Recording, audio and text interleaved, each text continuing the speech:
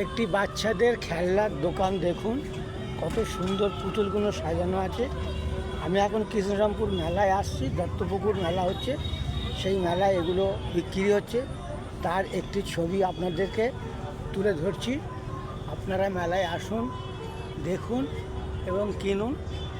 ঘরে সাজিয়ে রাখতে পারবেন, বাচ্চাদেরকে উপহার দিতে পারবেন।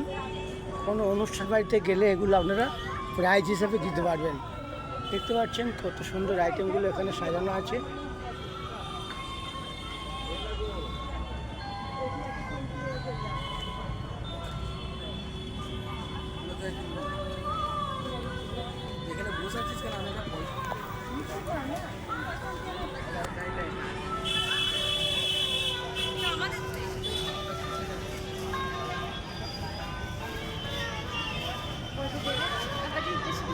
কীরকম লাগলো বলবেন কমেন্ট বক্সে।